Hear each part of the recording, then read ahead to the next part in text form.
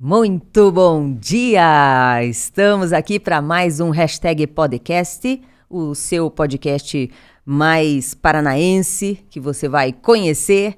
Eu sou Lu Santos e a gente vai ficar juntos nessa próxima hora aí, nesses próximos 40 minutos, conversando um pouquinho, batendo papo e interagindo com vocês aí, internautas. Bom dia, Mauro! Bom dia, Lu. Bom dia, internet espectadores. Sejam todos muito bem-vindos a mais uma edição do nosso podcast. Hoje com um campeão da audiência, hein, Lu? Campeão da audiência, Mauro. Hoje tá que tá esse podcast nosso, hein?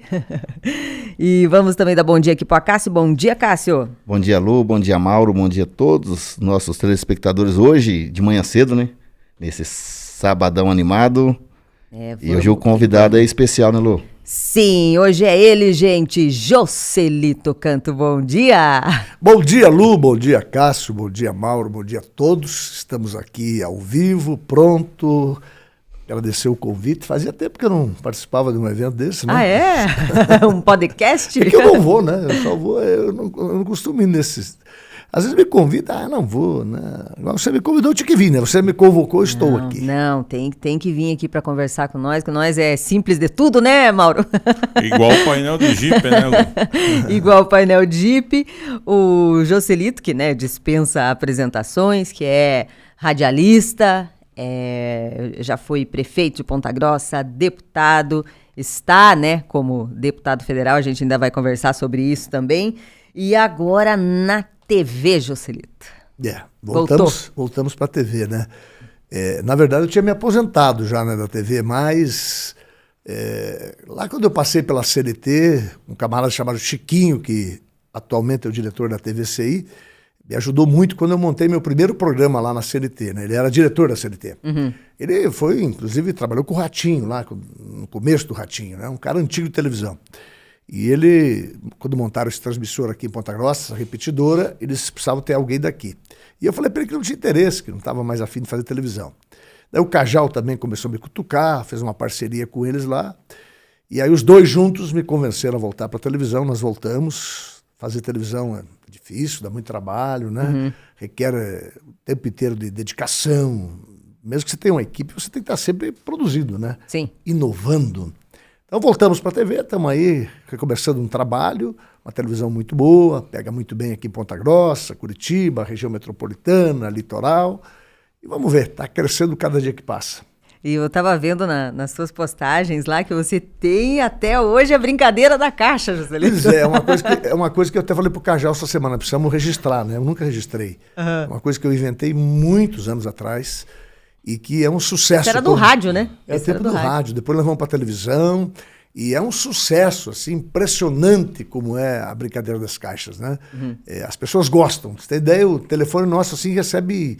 no WhatsApp é uma loucura o que vem. Ainda mais que está pegando em Curitiba, litoral. Então você está com um público gigante assistindo, né? Uhum. Então isso serve até assim como uma pesquisa pra gente, né? Uhum. Então a brincadeira das caixas é um sucesso e segunda-feira está acumulado R$2.000. Imagina o que vai acontecer. R$2.000. E eu tenho que até deixar registrado aqui que se hoje eu sou locutor de rádio, eu tenho que agradecer ao Joselito, porque a minha escola foi com ele.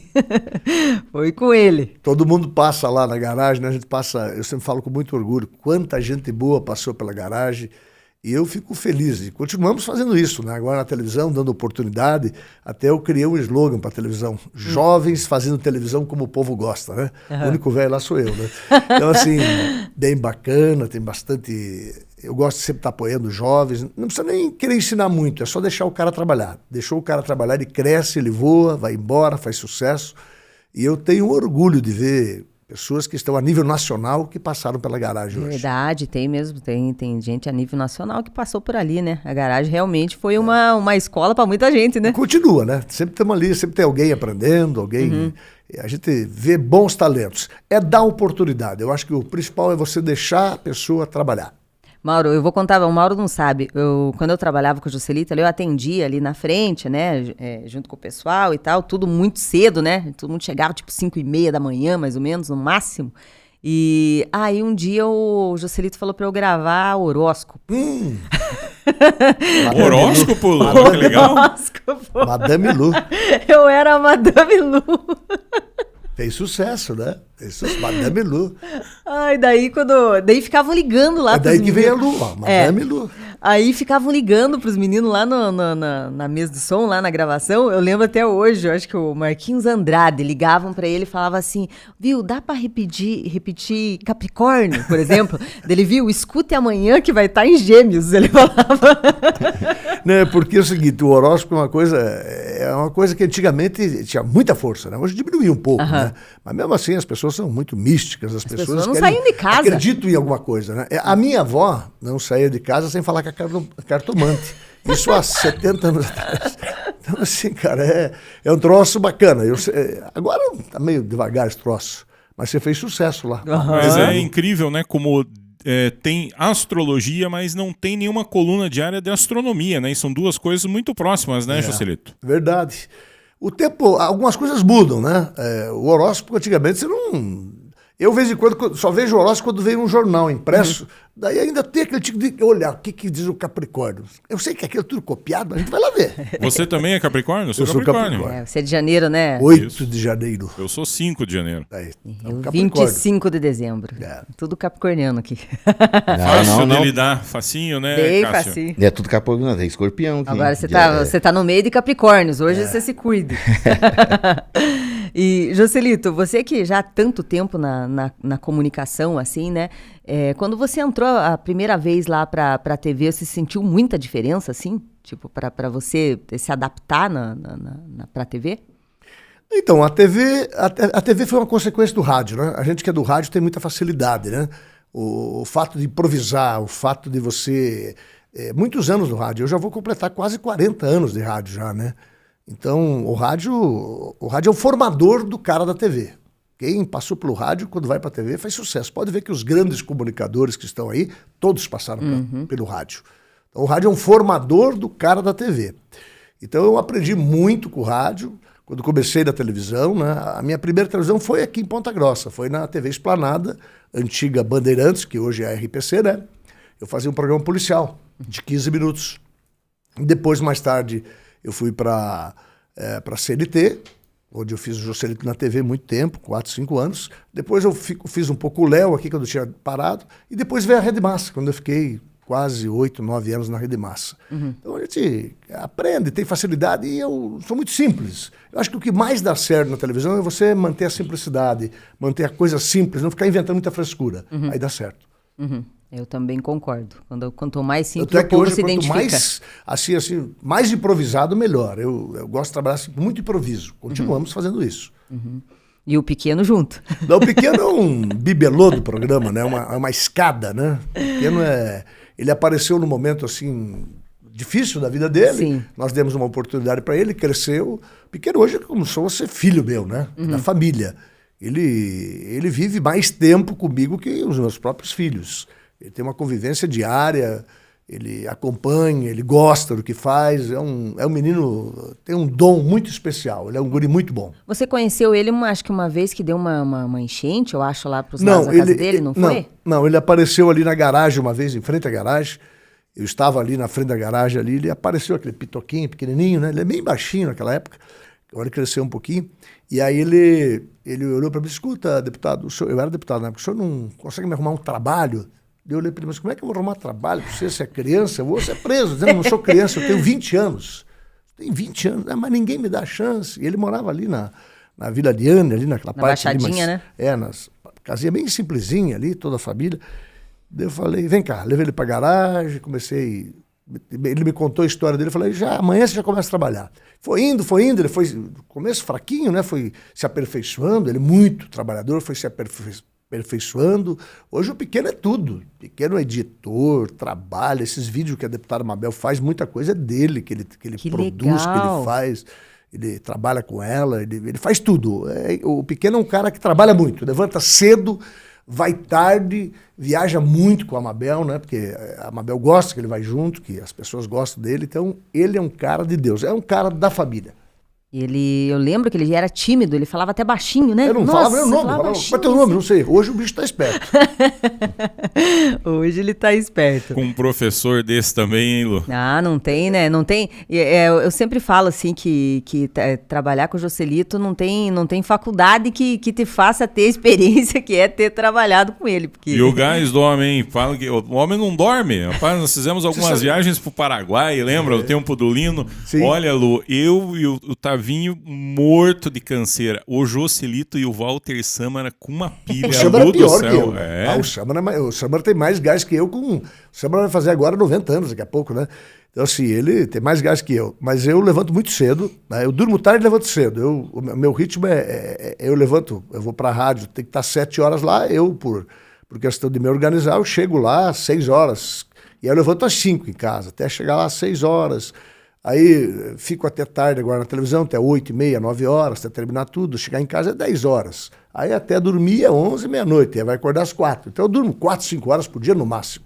Joselito, você estava, não sei se numa daquelas viagens que você estava, foi a que eu fiquei detido na imigração, na Polícia Federal, por conta do Walter Samara em Guarulhos. Ele falou, pega esse careca aí, esse careca aí tá trazendo muamba aí, pega aí. Ele fazia, aprontava essas. Isso é típico do Walter, né? O Walter é uma criança, né? Ele faz isso até hoje, né? O que eu passei com ele, o que ele já fez, para mim, se eu contar, que dá um filme que ele já fez, né? E esse episódio do Paraguai, ele que me apresentou o Lino, depois eu fiquei muito amigo do Lino. Eu estive muitas vezes no Paraguai, esse relacionamento com o Lino, até hoje eu tenho relacionamento com a Dona Raquel.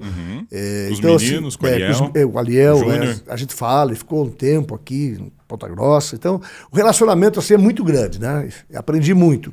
E o Walter, essas brincadeiras que você fala, ele faz o que ele fez comigo, você não imagina. Olha, o policial federal, ele falou, olha, infelizmente, ele falou ali no meio de todo mundo, você tem que ficar e vai com o próximo voo e você vem pra sala. Lu, inacreditável, né? Você fica detido por conta do Walter Samara. Ele é uma figura. E, Joselito, falando um pouquinho aí da época que você foi prefeito. Você foi um prefeito que até hoje as pessoas falam do trabalho que você fez, né? Verdade. O Joselito prefeito foi um prefeito muito jovem, né? Eu tinha só 31 anos. Eu sou o prefeito mais jovem até hoje na história de Ponta Grossa, né? E eu não era para ter ganho a eleição, porque eu era deputado, tinha acabado de ganhar a eleição. E aí começou as pesquisas, né? E eu em primeiro lugar. E eu falei, mas eu não quero ser prefeito, eu não tenho nem condições de ser prefeito. Mas aí o apelo foi forte e eu acabei enfrentando o Plauto, que era o candidato de toda a elite, de todo o pessoal, né? Do segmento, né? Era difícil, o Plauto com muito dinheiro, né? E eu acabei ganhando a eleição por essa popularidade. Enquanto eles faziam coisas pesadas, eu fazia o simples. Ganhei a eleição. Me tornei prefeito, com dificuldade, né? Porque ninguém aceitava que eles me chamavam de forasteiro, que um forasteiro passa a ser prefeito de Ponta Grossa. E eu comecei a mudar muitas coisas. Eu, por exemplo, mudei completamente a prefeitura. E num momento muito difícil. Eu peguei a prefeitura no pior momento. Salários atrasados dos funcionários, o lixo sem recolher há 3 meses, 42 milhões de conta, arrecadação em baixa. Foi um momento muito difícil ser prefeito naquele momento.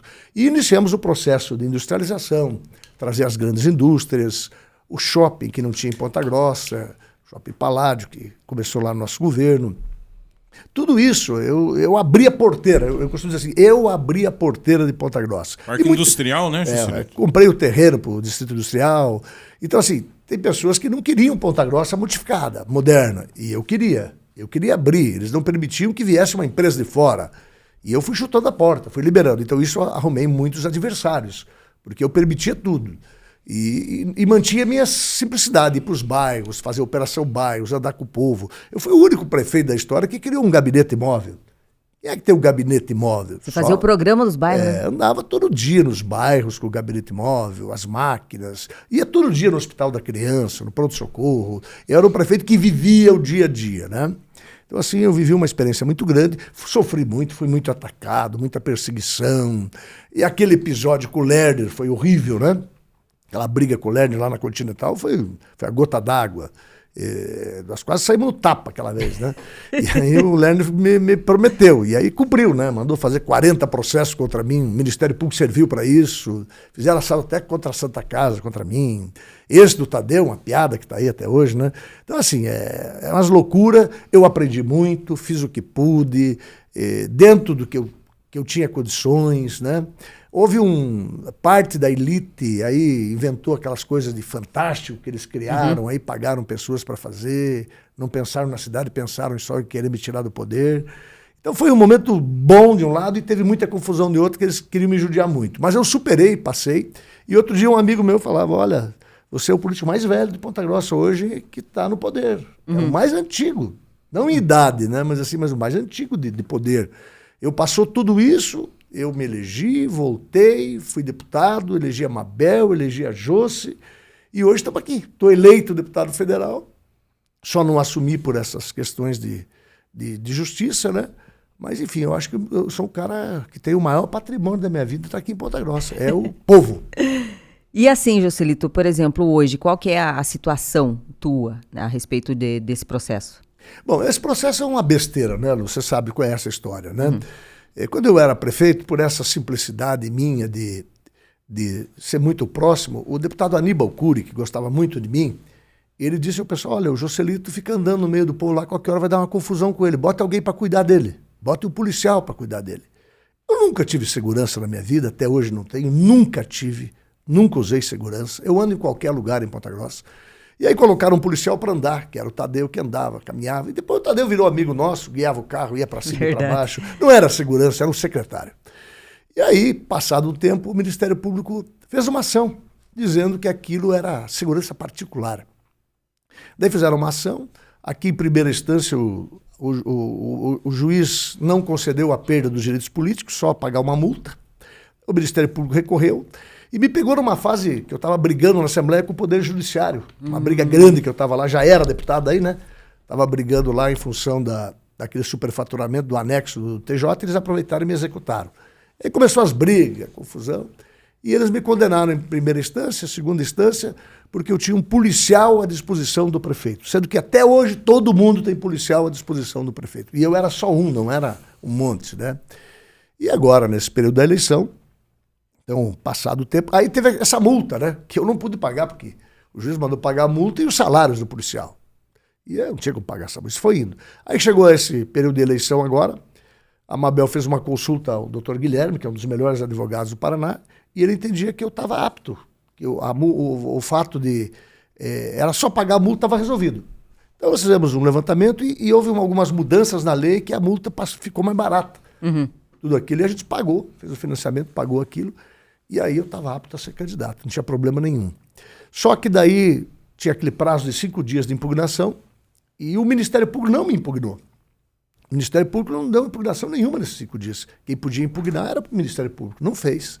Mas daí lá no finalzinho, aos 44 segundos tempo, às 20 para meia-noite, o deputado Sandro Alex fez a impugnação, né? Ele mais um, eu prefiro nem falar o nome. E aí fizeram a impugnação. E o resultado terminou, que daí eu ganhei a eleição, o Beto Richa foi muito mal, eu perdi muito voto, porque eu acabei disputando a eleição sob júdice, isso faz você perder voto. Senão as pessoas acham que você não vai valer o voto, né? Batendo em mim, né? A Rádio Mundi, todo mundo batia em mim. Aquele perdeu o voto que o povo fala, né? Perdeu, porque eu tinha uma previsão de fazer mais de 100 mil votos, eu acabei fazendo 70. Se eu tivesse feito mais 30, dava a segunda cadeira, eu não teria o Beto Richa como adversário. Aí quando eu ganhei e o Beto ficou suplente, o Beto trabalhou, né? Trabalhou tudo que ele tem, um cara poderoso, trabalhou Brasília e eu perdi todas. Meu processo hoje está lá, na mesma turma que está julgando o Bolsonaro, é a mesma turma, primeira turma. Eles julgaram já 2 vezes. Eu tive até um voto favorável do Zanin, pedindo para devolver o mandato para mim, e ele colocou o voto em 10 minutos e tirou depois do voto. É incrível, tirou e voltou com o relator. Então meu processo está parado. Tem que voltar agora no plenário da primeira turma, mas está engavetado. Eu acho que não volta mais. Mas eu vou até o fim. Eu prometi a mim mesmo que não sair do PSDB, só vou sair a hora que terminar o processo. Mas agora vai mudar a lei aí, estão votando lá o código, e isso vai encerrar tudo. Se eu quiser ser candidato no ano que vem, eu posso ser tranquilamente. Olha só. Agora, pergunta para mim se eu quero, daí não sei. Porque você ganhar um mandato é difícil, né? Mas querer não é poder, Joselito? Viu? Mas você ganha uma eleição. O mais difícil é ganhar uma eleição. Aí você fala assim, por que perder? Por que não assume? Por causa que quando o prefeito tinha um policial à disposição. Que nem fui eu que coloquei. Quem colocou foi o comandante da polícia, foi o governador, não fui eu. Isso é o maior crime. Tanto é que me colocaram... E tem um político aí que fala que eu enriqueci ilicitamente com o policial e fala que eu sou ficha suja por causa disso. Tem um político que fala aí, fala muito e me deixa muito chateado isso. Como enriquecer se eu tinha um policial à disposição? Isso é um absurdo. E eu consultei até depois o doutor Marlon Reis, que é o autor do Ficha Limpa. É o cara que fez... Eu tenho um parecer do doutor Marlon Reis... Que criou isso aí do Ficha Limpa. Criou Limpa. a Ficha Limpa, é um dos autores. Tá lá ele dizendo que eu não sou Ficha Limpa, que não tem nada a ver comigo. É o cara que criou a lei dizendo. Mas ainda eu vejo políticos por aí, né, dizendo, o cara é ficha suja, por causa de um policial. O cara é ficha suja porque deu dinheiro para Santa Casa, para salvar Santa Casa. Deu dinheiro para operário. Tem dinheiro para operário. Então, esses são meus processos. Não tem nenhum por roubo, por desvio. Tem por sacanagem. E a gente que acompanha assim de longe, né, Mauro? A gente acha triste isso aí, porque as quem pessoas conhece o Joselito sabe o dia a dia dele. Alguma vez viu o Joselito andando em carro importado, fazendo viagem no exterior, nada. Só com o Walter Sama. Não, o Moacir eu ia falar dele agora. O Joselito e o Moacir, eu acho assim, vocês têm um perfil muito parecido, eu vejo assim, e até para acontecer... Ele é só mais rico que eu, né? E até para acontecer esse tipo de situação, porque as pessoas Sim, apanham, que moveram, né? Apanham, que movem esse tipo de processo... toda hora, né? Sim, são pessoas que...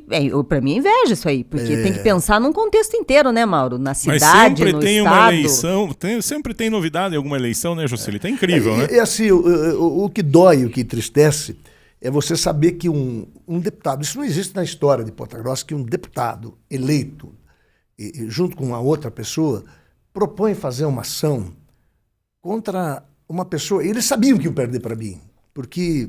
eu estava muito forte, né? E, de fato, eu fui o mais votado, mesmo sob júdice. Então, é terrível saber que um deputado puxa teu tapete para não deixar ser candidato. Você imagina, Mauro, eu, Lu, a Cássia, eu em Brasília, com a experiência que eu tenho, o que eu estaria fazendo, quantas verbas eu estaria trazendo para Ponta Grossa, para a região, para as cidades. Então, o prejuízo que eles causaram à cidade e à região é muito grande. O ato deles, impensado e irresponsável, tirou dinheiro da cidade, muito dinheiro. Essa é a responsabilidade deles. E hoje o Beto Richa surfa, né? Tá lá, tá no meu mandato, tranquilo, né? Eu tive a honra de ganhar do ex-governador, né? Tá escrito isso, tá aí. Quantos votos você teve na eleição? 74, né? 74 mil votos? Era para ser mais de 100. Mas sob júdice, eu nunca mais concorro sob júdice. Parece que o voto não vale. Não vai valer. E os adversários estão batendo, né? Eles vêm e falam, viu, não adianta votar nele. Não vai valer? Não vai valer. Cara, essa conversa... Tem gravação. Tem gravação de 3 ou 4 rádios que falavam isso. Não vai valer o voto Joselito. E eu lutando contra... Vai valer, vai valer, vai valer. Mas, infelizmente, aconteceu isso e tá lá, travado o meu processo, que é uma piada. Todo mundo foi absolvido na história desse país. Os que roubaram. O dinheiro que foi roubado da Lava Jato foi devolvido. E o pessoal foi absolvido. E eu, qual é meu crime? Um policial à disposição do então prefeito. Qual o crime? Agora, criminoso é quem fala por aí que o cara enriqueceu ilicitamente. E a pessoa que me conhece. Quem me conhece? Eu enriqueci ilicitamente com policial. Isso é coisa de demagogo, de pessoa que não tem o que falar. Parece que é piada mesmo, né? É coisa de... Acho que é inveja. É piada de mau gosto, né? É inveja. Prejudica a cidade. E você, rico que tá morando no Rio Verde? Continuo. Vim de lá agora de Uber. De Uber. Então, eu fiz uma opção de... a minha vida sempre foi no Rio Verde, né? Às vezes eu dou uma saidinha, assim, mas eu gosto do Rio Verde. Estou lá... eu morei em 2 lugares aqui em Ponta Grossa. No Monteiro Lobato, quando eu cheguei, que eu não tinha onde morar, não tinha casa, eu aluguei um apartamento lá. Morei acho que 1 ano lá. Daí já consegui ir pro Rio Verde. Comprei essa casinha, que na época era barata, né? Comprei a casa, foi melhorando. Depois as meninas foram saindo, me separei, aquela coisa. E eu continuei lá, eu continuo no Rio Verde. Então eu fico lá, gosto de ir lá, gosto de andar de Uber. Porque o Uber é a facilidade hoje, né? Você não precisa se preocupar. Nada. E chega rapidinho, né? Não precisa estacionar, não leva multa, esses radares tá multando tudo. Chega na frente do lugar, estaciona, o carro some, Dá né? pra beber e sair, né, Mauro? Dá pra... É uma vantagem, né? Você pega o carro, bebe, eu adoro andar de Uber. E todo Uber tem uma história pra me contar. Olha que Eu vou legal, escrever né? um livro. Fica bom isso Tô aí. pensando, sabe, Lu, fazer uma reportagem qualquer hora sobre as histórias do Uber. Aí um daqui, um de lá. Tem cada história, velho. Outro dia eu fui no Uber com uma médica, que é uma médica brasileira que se formou na Bolívia e que está esperando fazer o Revalide. Enquanto isso, ela é Uber. Nossa! Legal, né? Esse dia eu fui com uma senhora de 65 anos, uma senhorinha. Até me assustei um pouco porque ela estava nervosa de me levar, né? Nossa, acontece o muito. Joselito entrando no meu Uber. Eles ficam nervosos de levar eu. E essa senhora estava... Por que a senhora faz Uber? A senhora sou, mas é que eu estou devendo tudo para Previdência, para empréstimo, eu tenho que trabalhar. Então, as histórias do pessoal que anda no aplicativo, dá para escrever um livro. Olha só, Lu, então vamos lançar aqui no Uber com o Joselito Canto. Cara, sabe, eu já pensei nisso, porque tem tanta história, cara. Tem gente de fora. Eu já peguei gente de fora do Brasil no Uber. Gente do Nordeste, de São Paulo. Ontem mesmo eu andei com um cara que veio de João Pessoa. Que me pegou cedo ontem, foi um cara de João Pessoa, que conheceu uma moça aqui e veio morar em Ponta Grossa. Dá pra fazer naquele molde, Joselito. Lembra o táxi do Gugu? O táxi do Gugu, sem sacanagem, né? O Joselito falou aí que voltou pra TV, estava aposentado e voltou pra TV agora, né? Aí estão lembrando que a maior emissora do Brasil foi fundada aos 60 anos com o Marinho, Roberto Marinho. 1965. 1965. Sabe que e agora idade você é essa? quer... Quando eu nasci. Quando você nasceu? Então agora com essas histórias aí dá pra gente ir. 60 anos, né? Olha só. E uma coisa assim, Joselito, que eu vou te falar que ficou... Eu acho que não é só na minha memória, muita gente até tem... Você com certeza deve ter foto ali. Até hoje eu nunca vi a cidade tão linda que nem você fazia ali, a Praça do Papai Noel. É uma história, né? Lembra disso, Mauro? A Praça Claro do Papai que Noel? eu lembro que deu uma polêmica de abrir a rua, fechar a rua, e aí de repente veio toda decorada a praça. A abertura da rua era uma consequência do trânsito, que aliás hoje está fechada a rua, né? Hoje a prefeitura comete um equívoco ao fechar a praça, só deixar passar o ônibus. Porque você chega ali no Regente e você tem que dar a volta na praça. Lá atrás, os engenheiros da prefeitura entendiam que tinha que abrir a praça para acabar aquele problema. E a praça estava muito violenta. Então você, dividindo a praça, diminuía a violência.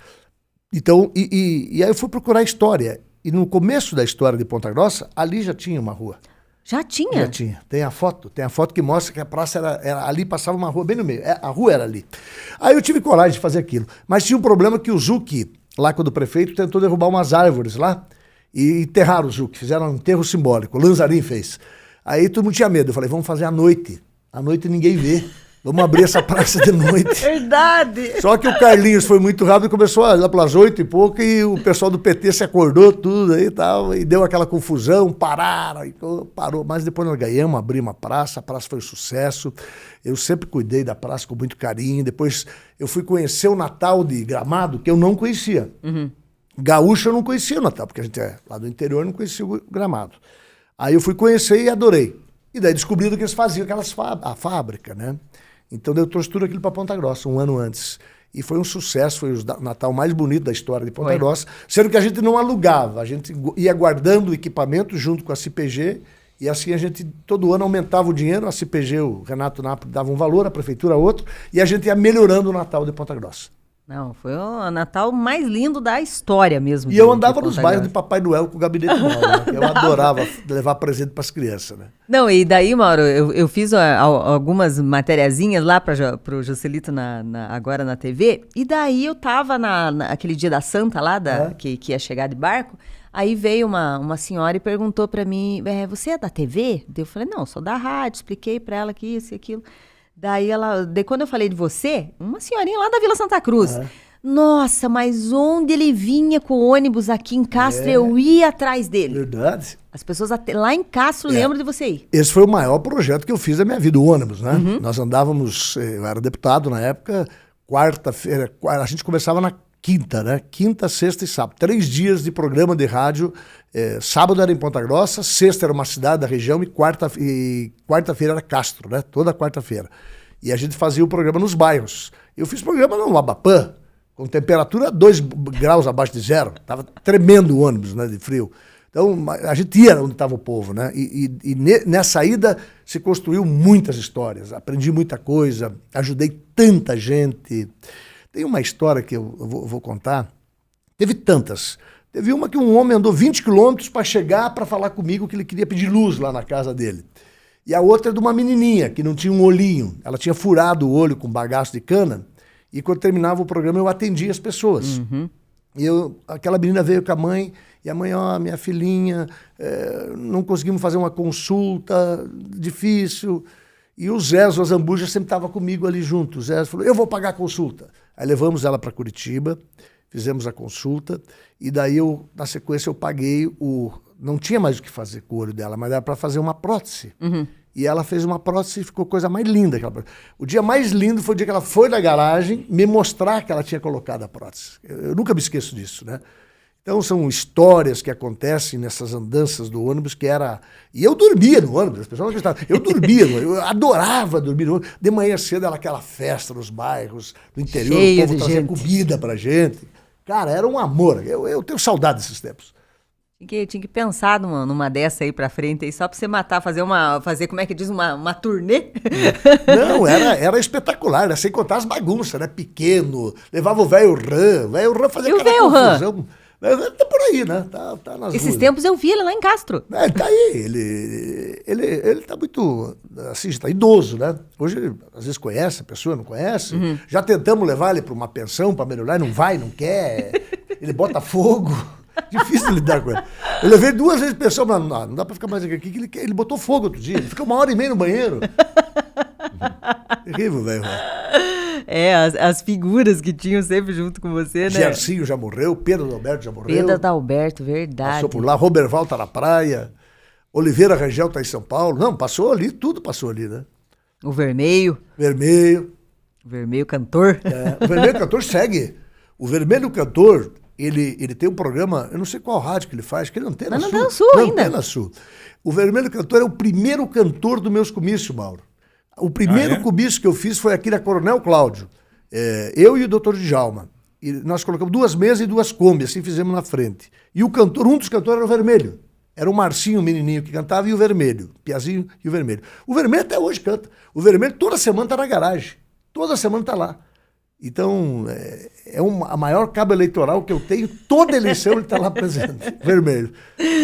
Não, aquela época dos comícios era muito bom, porque era um comício numa esquina, o comício na outra, né? 2 por noite, né? Podia levar cantor, né? Aquela época era boa. É saudade, eu tenho Era saudade. coisinha simples, não era Teve um período que a gente conseguiu trazer alguns cantores maiores, assim, que a gente tinha uma ligação, né? Depois proibiram, né? Mas era bom os cantores local que levavam gente, né?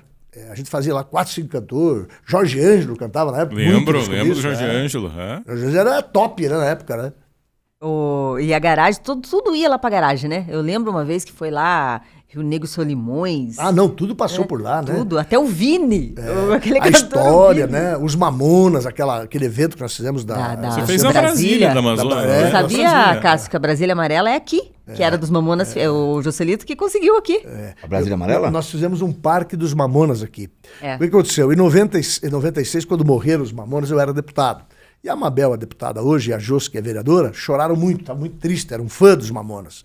E eu entrei por... E o Gugu estava mostrando na televisão, estava mostrando o quarto do Dinho. E as meninas, pai, eu quero lá ver o quarto. Daí eu consegui falar com o seu Hildebrando, que é o pai do Dinho. E ele é muito bacana, falou, não, deputado, pode vir aqui. Contei que minhas filhas queriam conhecer. Daí levei a Josi e a Mabel lá em Guarulhos, tiraram foto, almoçamos com o seu Hildebrando, com a dona Célia, fiz uma amizade. E eu disse ao seu Hildebrando, se eu ganhar as eleições ano que vem de prefeito, eu vou fazer o Parque dos Mamonas em homenagem aos meninos. E, de fato, eu ganhei a eleição. E antes disso, nós fizemos aqui em Ponta Grossa uma homenagem aos Mamonas aqui. Eu comprei uma Brasília e sorteei a Brasília por 1 quilo de alimentos. Uma Brasília amarela, não era igual aquela, mas fizemos, né? Foi um sucesso aqui na Benjamin Constant. Aí depois, no ano seguinte, eu ganhei as eleições. E durante a campanha, eu pedi para o seu Hildebrando se eu podia usar a música dos Mamonas como minha música da campanha. Ele falou, pode usar, deputado. Você vai ganhar mesmo para usar. Eu usei, o Joselito é da hora. E pegou. Foi um sucesso. E aí, depois, eu tinha que cumprir a promessa. Aí eu fiz o Parque dos Mamonas. Fiz um parque ali, onde até hoje ele está ali. Tá? E aí fiz o parque, fechamos, botamos luz. E aí o pessoal da prefeitura fez uma Brasília amarela igualzinha àquela. Igualzinha. Todos os detalhes. Tinha tudo que tinha. Eles pegaram o filme, eles fizeram igual a Brasília amarela.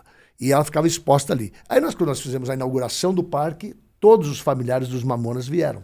Todos vieram. E nós temos memoriais. Cada um deles tinha um memorial que tinha roupas originais deles. Cada pai trouxe roupas dele e ficava ali. Que era um espetáculo. E tinha 7 brinquedinhos. Que as crianças, para entrar, tinham que levar 1 quilo de alimento ou um saquinho de lixo reciclável. Aí vinha escola. Fim de semana tinha 10 mil pessoas. Foi o troço mais bonito que eu fiz da minha vida. Aí depois que eu saí, o pessoal do PT viu que aquilo ali não era bom, era muito famoso. E aos poucos foi acabando. Aí acabou o Parque dos Mamonas. Que era uma marca do Joselito. Aqui. Isso. Aí depois o Pedro quis melhorar e falou assim, até me ligou, Joselito, eu vou mexer lá, quero te avisar, o Pedro era muito educado. Eu vou botar tudo novo lá. Você concorda? Eu falei, claro, prefeito, vai em frente. Só que daí ele colocou tudo em frente lá e colocou um brinquedo, e um daqueles brinquedos acabou machucando uma pessoa. E eles resolveram tirar tudo. E tiraram, e nunca mais colocaram.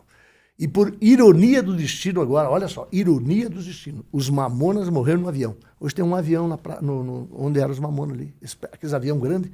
Colocaram um avião ali? Tem um ali. É falta de sensibilidade, né? Então, quer dizer, e esse Parque dos Mamonas nasceu disso, né? E hoje, passado o tempo, o Gabriel, meu netinho, um dia ele falou, conta essa história dos Mamonas pra mim, ele gosta muito dos Mamonas. Daí eu contei. Eu falei, inclusive, faz tempo que eu não vejo o seu Debrando, nada, mas me dava muito com a Paula, irmã do Sérgio, né? Do Sérgio, não, do Júlio. E faz tempo que eu vou tentar achar ela. E aí, daqui a pouco, ele achou ela. Ele achou? Ele achou na internet, começou Instagram. a falar. Hoje ela é a tia dele. Ele chama de tia e ela chama ele de sobrinho. Legal. Que legal. Que o único irmão que ela tinha era o Júlio, né? Então, ela tá para vir, inclusive, aqui, tá para vir aqui em Ponta Grossa, ela com o pai e com a mãe, qualquer vão vir aqui em Ponta Grossa.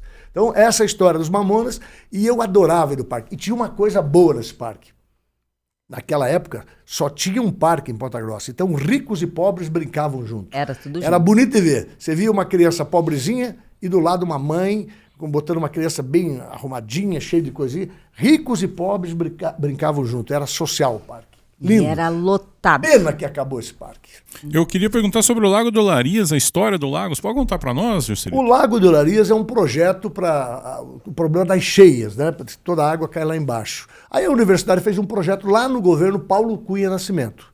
Fez o projeto do Lago do Olarias. Projeto muito grande. Fez inclusive a licitação. Licitou. Era 1.800.000 para começar o parque. Aí no nosso governo, que nós assumimos, o pessoal fez um estudo e achou que estava superfaturado. Estava muito caro. E aí o Roberto Mongrão, aquele seu jeitão de fazer tudo certinho, cancelou aquela licitação e fez uma nova. E aquilo que ia custar 1.800.000 saiu por 1.200.000. Teve uma economia de 600 mil, mas uma economia burra, que nós chegamos à conclusão hoje, né? Porque quando abriram aquilo lá, não dava para fazer com 1.200.000 o parque. Aí ele começou, uma empresa de São Paulo ganhou, fez aquela primeira parte, que é lá a barragem, lá um pedaço da barragem, e abandonou a obra. E logo depois eu perdi a eleição e saí. Né? E depois o Pérez tentou fazer e não fez, o Vosgrau... Na verdade, o grande responsável por o parque, para voltar ao parque, é o Delmar Pimentel. Quando o Delmar estava no governo do Marcelo, ele começou a trabalhar aquilo e se deve hoje ao Delmar Pimentel, já falecido. A ideia de trazer o parque foi dele, então, de fazer o Olarias. Né? E o Marcelo topou, está lá, é um sucesso, agora tem que fazer a segunda etapa, né? E foi assim que aconteceu. Aí teve um dinheirinho do Estado lá que ajudou também, né? Na época tinha dificuldade de fazer isso. Né? Mas começou lá no meu governo. Faltou agora o nosso mandato de federal pra gente terminar de fazer a segunda etapa. Né? É, difícil, né? Agora a gente não sabe o que fazer, né? Porque você ganha um mandato, não assume, não sei se dá vontade de continuar, né? E agora eu tô pensando só na televisão, né? Ano que vem eu não sei o que vai acontecer. Eu nunca digo que não serei candidato, mas vamos ver. Mas assim, nesse momento eu não tenho vontade. Vontade é de... Eu já tô com 60 anos. A minha vida começou com 8 anos trabalhando. Eu comecei a trabalhar com 8 anos na rodoviária vendendo picolé, engraxando sapato. Tem uma história de simplicidade. Então, um cara que começou a trabalhar aos 80 anos faz sinal que ele trabalhou 52 anos. E se você botar nas costas tudo que ele sofreu como prefeito, que é muito difícil, Deputado é menos difícil, mas prefeito é muito carregado. Você vai estar com 80 anos de pressão psicológica. Então você está na hora de descansar, né? E eu acho que a política também tem que haver renovação, né? É hora de mudar. Não se pode ficar muito tempo um político mandando na cidade. Então, eu acho que eu já contribuí, já fiz a minha parte. As meninas estão aí. A Mabel, a Josi, indo bem, né? né? Eu acho que eu já Super dei o bem. que tinha que dar, né? Mas vamos ver pra frente aí, né? Mas o me povo, cobra muito, né? o povo pede, né? O povo cobra. O povo pede. E eu lembro sempre convivi com você anos, né? Acho que foi aqui uns 8, 9 anos lá na garagem. E uma coisa que eu lembro muito é os almoços nossos lá que a Dona Rosa fazia. Era o mesmo cardápio, Mauro. Era todo dia a Dona Rosa ia lá. Sinal que era muito bom, né, Lu? Era arroz, feijão e bife e couve. Até hoje tem. Até hoje nós reabrimos. Agora nós temos um restauranteiro que agora a mãe do pequeno que faz comida para nós. Ah, é? Então feijão e arroz não pode faltar. Feijão e arroz e na sexta-feira é sua de porco. O que está definido é feijão e arroz todo dia, o que tiver lucro da sequência. E na sexta-feira é sua de porco, que eu como com a mão. Aquilo. Então, assim, essas coisas continuam na simplicidade, não muda. Para mim, se tiver feijão e arroz, não precisa mais nada. E de noite é um sanduíche. Acabou. Joselito, eu lembrei que você também gosta da sopa paraguaia, né? Aquela é boa, né? Eu não tenho saudade. A gente aprendeu muito lá na sopa paraguaia. Não é sopa. Não é as sopas que nós comemos aqui. É tipo, como é que chama, Mauro? É tipo... É um assado de forno, como se fosse uma torta salgada. Chamam de sopa paraguaia. Eu adoro, eu comia demais lá no Paraguai. Chegava, até aí, sopa paraguaia, quero. Eu estou muito tempo lá no Paraguai. Tem uma história bonita com o Lino, sabe? O Lino, quando teve preso, o Walter ficava de fazer as coisas aqui, não fazia. E aí ligava para mim. Quando eu tocava aquele telefone 000, era o general me ligando de dentro da cadeia. Nossa. Eu conheci ele assim. Joselito, eu preciso que atenda um negócio para mim. Eu ia lá e atendia.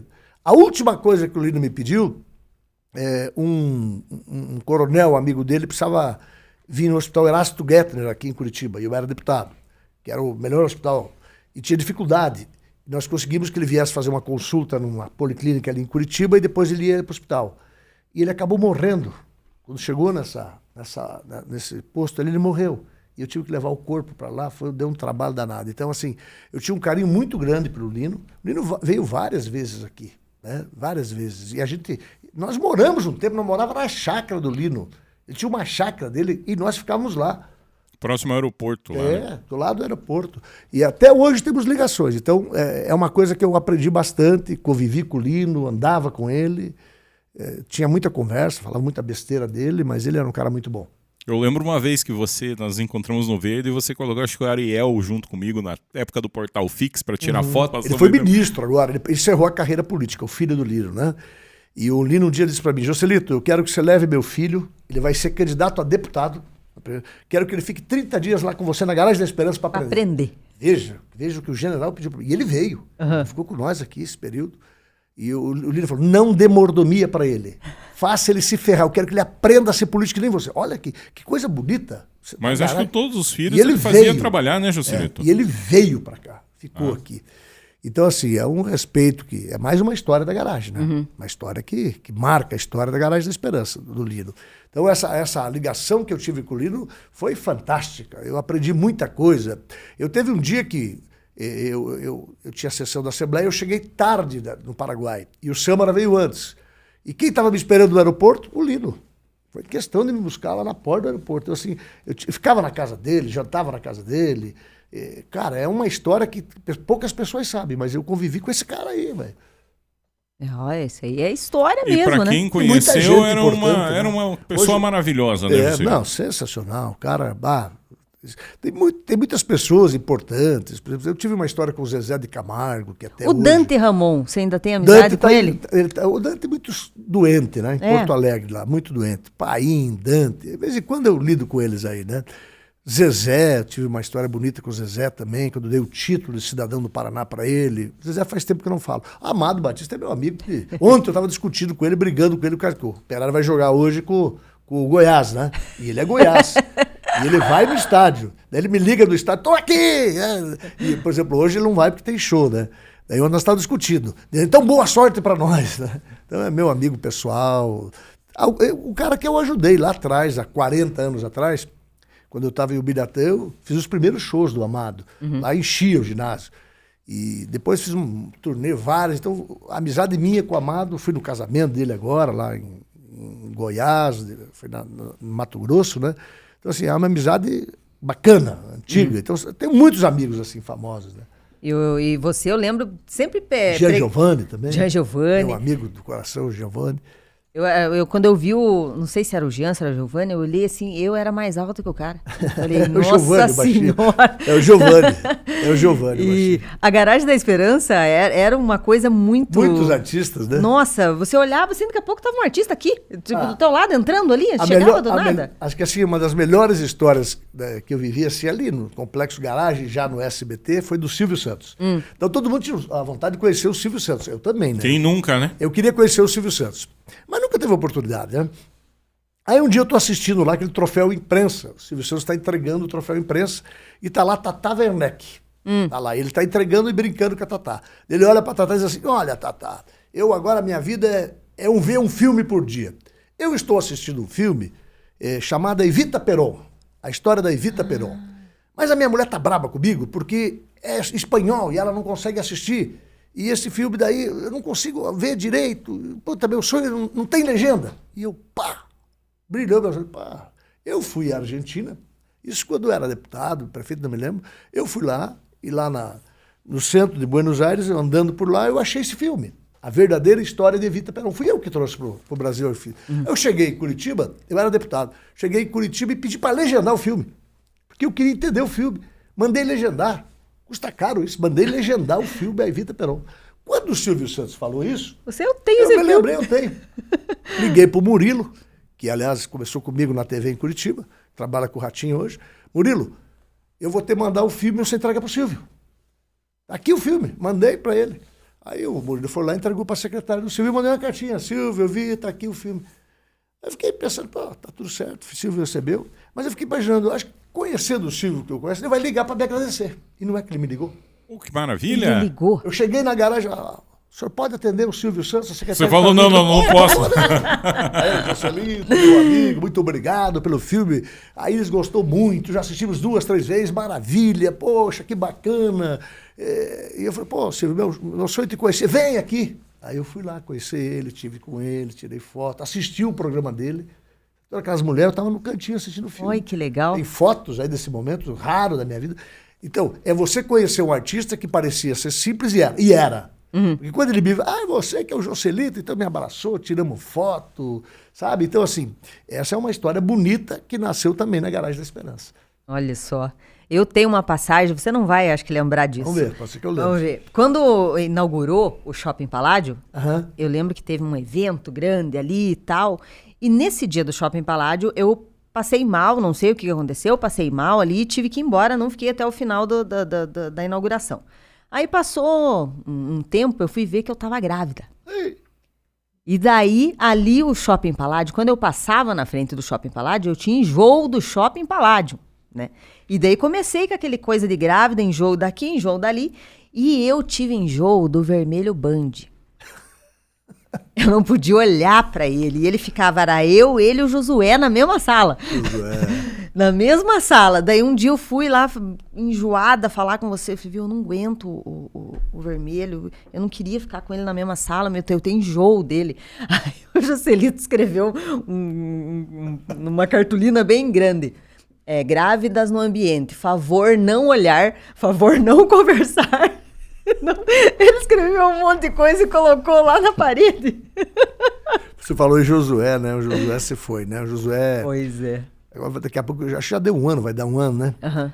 E o Josué, quando entrava na garagem, tira essas fotos dos mortos aqui. E eu falei, o dia que você morrer, eu vou botar a tua também aqui. Tá lá dele, né? Tá lá, você colocou. Bem grande, ele é maior agora. Então, assim, o Josué foi uma pessoa que me trouxe para Ponta Grossa, né? A minha história, quem me trouxe para Ponta Grossa foi o Josué. Então, o Josué... Tanto é que ele trabalhou até agora com a Mabel, sempre foi uma pessoa de alta confiança de todos nós, né? É o cara que sempre esteve conosco, nos bastidores. E morreu porque quis morrer, não quis fazer a cirurgia, né? Até a dona Marlene me mandou mensagem ontem, que ela foi consultar com o médico, que eu arrumei para ela, um Dr. Rubens, que é um baita no médico, cardiologista, e ela estava feliz com ele, que é muito bom médico. Eu falei, pois é ele que eu quis levar e o Josué não quis. Aí eu peguei o Dr. Rubens e falei, vou levar lá no apartamento, não abro a porta. Ele não queria fazer cirurgia. Então é um cara que passou, que me trouxe para Ponta Grossa, que tempo da Radiodifusora, né? Eu trabalhei muito tempo, aprendi muito com ele. Eu vivia diariamente com ele, sabia o cara, era o jeitão dele, mas era um cara muito bom e eu devo muito a ele, porque foi ele que me trouxe para Ponta Grossa. E agora você foi e a gente fica aí com a saudade, né? É verdade, muitos companheiros aí, né? Não, já foi um monte, né? Já foi um monte aí, já morreu bastante gente ali da garagem. Meu Deus, você começa a fazer a conta, eu me assusto. E tinha um cara que aparecia lá de manhã, lembra do Nuvem, né? O Nuvem morreu. Morreu, né? Ele chegava, esse cara chegava, ele era, acho que morador de rua, né? Não, ele morava ali ele morava na Vila Nova. Na Vila Nova? Ele bebia muito, ele chegava bêbado. Ele chegava bêbado. Só que o que ele fazia? Ele entrava no estúdio, porque o estúdio do Juscelito era aberto. Era na garagem da Esperança mesmo lá. Aí ele chegava assim, ele olhava pro relógio e saía. Ele chegava como se tivesse atrasado... Olhava pro relógio e saía. Sabia que tem gravação dele até hoje? Tem? Tem, os piados tem, de vez em quando põe lá, que galo, ele falava do galo. Tem gravação dele até hoje ali do Nuvem. Negritinho morreu também, Negritinho, outro que morreu. Morreu um monte de gente, né? Passou muita gente ali, Muita gente mesmo. Nossa, é história que não acaba mais, né? Lu, você não imagina a festa que é ir num cassino no Paraguai com o Juscelito. Eu sou louco por cassino. Amo. E ele tem uma técnica na roleta de distribuição assim das fichas, né? E ele tem sorte no jogo, sabia? Não sei se você sabia, mas o Juscelito vai no cassino, ele sempre ganha. Não, eu gosto de cassino. Não é nem pelo dinheiro. O cassino, assim, um dia você vai lá, perde. Geralmente você perde, é difícil ganhar. Mas o que eu gosto de lá, dos cassinos, quando eu vou, é que eu fico às 6, 7 horas brincando. Eu não gosto de roleta. Roleta de vez em quando, que eu gosto da maquininha. Eu vou lá e fico brincando com ela, vou e volto. Eu fico 6, 7 horas, aí como ali eu adoro comer aquele misto que deles lá, que é uma delícia. A última vez, dia 8 de janeiro, dia da confusão aqui no Brasil, eu estava na Argentina com o Sâmara. O Sâmara comprou passagem e me levou para fazer o aniversário em Buenos Aires. Olha que beleza. E eu tava no cassino, fiquei 24 horas, lá não fecha, fiquei 24 horas no cassino brincando, naquelas maquininhas. Você nem sentiu? Que ficou todo esse tempo? Quando eu saí para fora, que eu peguei o telefone assim, eu vi que a Mabel invadiram o Congresso Nacional. Eu falei, meu Deus, e eu jogando no cassino. Confusão aqui, eu lá. Que era o aniversário, e passou o fim de semana, era o aniversário domingo. Aí o Sâmara falou bem, o bicho, terça-feira, vamos viajar. Eu falei, viajar? Não, como é que eu vou viajar, rapaz? Não, vamos viajar, já comprei a passagem, vamos para Buenos Aires. Já comprei a passagem, vai eu, você, a Silvia e a Julinha. Aí fomos para o Paraguai, para a Argentina, ficamos 3 dias lá. Só naquelas coisas, sabe que o Sâmara não vai em coisa ruim, né? Ele só vai... Não, o Sâmara tem bom gosto. Cabanas Lilas, aquelas coisas, tudo só, sabe? Tudo por conta dele, né? Ele paga tudo, né? Eu não pago nada. Que maravilha. Tango, festa, né? Isso é maravilha. Mas, Lu, é uma festa o Juscelito no cassino, hein? Eu gosto. Não percam, pessoal. Se um dia tiver um convite para ir com o Juscelito, vá no cassino. Tanto é que nós vamos para Foz do Iguaçu, eu gosto de ir muito para Foz, por causa do cassino. Daí eu vou lá, eu chego lá, me interno aí num hotelzinho daquele, eu fico lá e vou lá. 2 vezes eu vou, 2 noites eu vou lá. Daí eu vou às 5 horas e volto 5 da manhã. Esses tempos eu fui lá e ganhei um pouquinho, mas é muito raro você ganhar. Eu vou mais para ficar bagunça, para fazer a bagunça, né? É a adrenalina do cassino. Adrenalina do cassino. Joselito, você foi prefeito e já foi deputado. Qual dos 2 mandatos que faz seus olhos brilhar, que você mais? Então, o prefeito é executivo, executa. Isso. O deputado pede e faz realizações, né? Eu, como deputado, eu fui um deputado muito jovem, né? E eu fui deputado com Aníbal Cury. Né? Hoje o presidente da Assembleia é o neto dele. Eu fui com o vô dele. É um cara que tinha um poder imenso no Paraná. Então eu fui deputado 2 anos com o Aníbal. Daí eu renunciei ao cargo de deputado para ser prefeito. Ganhei a eleição de prefeito. Depois eu voltei a ser deputado em 2002. Eu ganhei a eleição e em 2003 assumi. Fiz 2 mandatos. Fui 2 vezes eleito. Então, e esse período como deputado me permitiu fazer algumas coisas importantes. Eu diria que a mais importante foi o Hospital Regional, que eu acho que é o divisor de águas na história da saúde de Ponta Grossa e da região. Eu sempre lutava para Ponta Grossa ter um hospital. Londrina tinha, Maringá tinha, Cascavel tinha, e a única região que não tinha um hospital regional era Ponta Grossa. E eu comecei a trabalhar essa ideia. E aí o Requião eu me dava muito bem com o Requião, com o governador Requião, né? Eu era oposição, depois virei situação porque ele fechou o curso de medicina aqui, eu briguei com ele. Aí depois conseguimos reabrir o curso de medicina. E precisava hospital. Daí uma vez o Vosgrau me ligou e pediu para marcar uma audiência com o secretário de saúde que ele precisava ir lá. Mas o Requião não falava com o Vosgrau, porque ele tinha apoiado o Pérez. Então, e o Requião tinha aquele negócio de não apoiar. Não queria receber o Vosgrau. Não atendo o Vosgrau. Daí eu levei o Vosgrau lá falar com o secretário e naqueles momentos meus assim de simplicidade, peguei o telefone, liguei pro Requião. Tudo bem, governador? Tá onde? Tô no Canguiri. Ele morava lá. Canguiri. Governador, posso levar o Pedro Vosgrau aí para nós tomar um café? Não recebe esse cara. Falei, governador, prefeito, Ponta Grossa, eu vou junto, vamos aí tomar um cafezinho. Não quero. Falei, tô levando, então traga. Chegamos lá, conversamos, e nessa ideia nós chegamos à conclusão que nós precisávamos falar do hospital regional. Tava o Tim junto, o Tim já falecido também, o Vosgrau falecido, eu, o Vosgrau e o Tim. Aí falamos do hospital regional, não é de jeito nenhum fazer um hospital, não tenho dinheiro, estamos quebrados, fica louco, hospital em Ponta Grossa. Tá.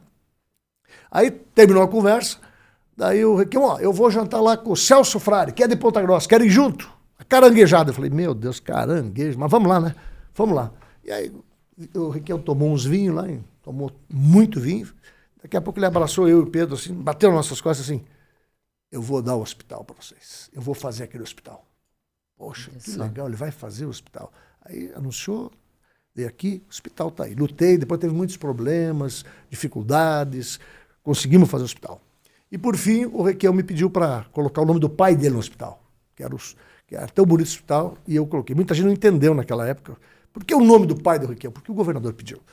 Então, a obra mais importante que, até Mabel fala muito isso, a maior obra do Joselito político é o Hospital Regional. Porque nessa pandemia foi o que salvou vidas. Se não tivesse esse hospital, muita gente teria morrido. Então, o Hospital Regional, para mim, é o maior patrimônio da minha vida política. Eu fiz muita coisa, mas o Hospital Regional, assim, acho que é a coisa mais importante que eu fiz na história da política. E se por um acaso, você continuar na vida política, tem alguma coisa assim que você pensa, se eu pudesse, quero fazer isso assim, tipo...